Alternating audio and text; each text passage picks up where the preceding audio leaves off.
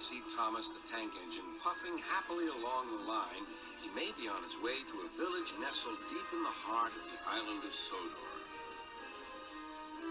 One November morning, Thomas whistled to all his friends. It's nearly Thanksgiving, and I'll bring you lots of letters and parcels. But then, an early snowstorm came.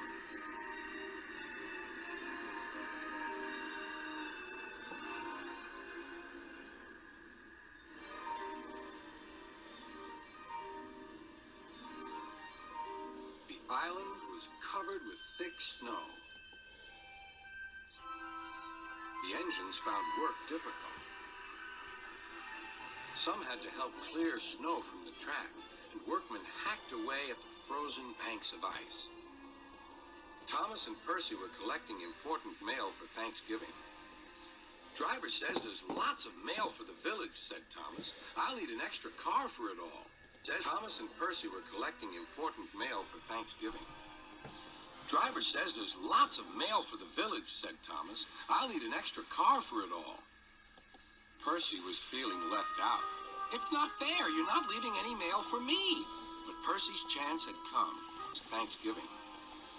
"Driver says there's lots of mail for the village," said Thomas. "I'll need an extra car for it all." Percy was feeling left out. "It's not fair. You're not leaving any mail for me." But Percy's chance had come. "There's been a change of plan," said Thomas's driver. "Sir Topham Hatt needs us at the big station. Percy, you are to take Thomas's train to the village." Percy was delighted. Thomas was sad. "I won't be able to say Happy Thanksgiving to all my friends."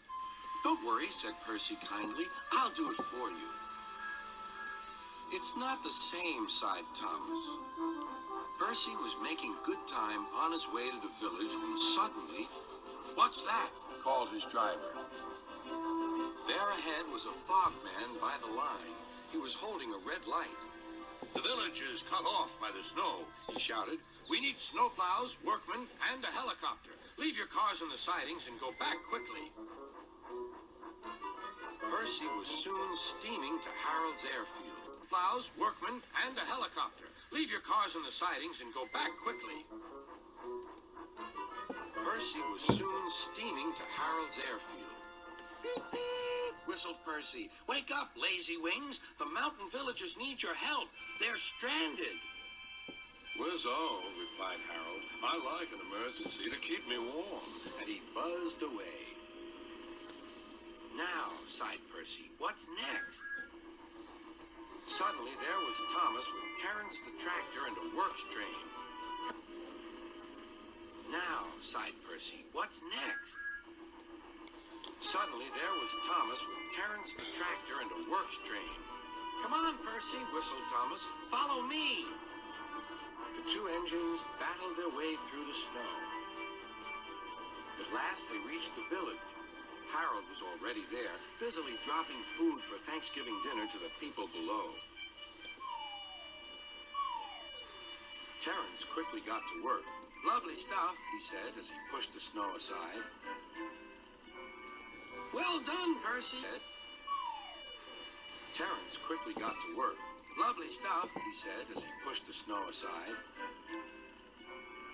"Well done, Percy. Well done, Thomas," cheered the villagers. "Percy, I've just remembered. Your mail train is still back at the siding, isn't it?" Percy hurried back to fetch it. Just then, Toby arrived with Henrietta. "We've brought lots of hot drinks and food for the villagers," he whistled. That night, all the engines had gone back to the sheds, except Toby. That night, all the engines had gone back to the sheds, except Toby. The villagers had made a plan to thank the engines. They loaded paint pots and parcels into Henrietta, then they set off through the moonlit countryside. All the engines were fast asleep in the sheds as Toby ran silently into the yard.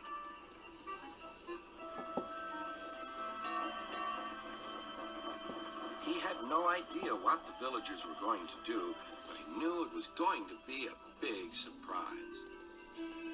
When the engines woke the next morning, they could not believe their eyes. The sheds had been repainted and decorated. The engines whistled in delight, and everyone agreed that it was a really happy Thanksgiving. Repainted and decorated. The engines whistled in delight, and everyone agreed that it was a really happy Thanksgiving.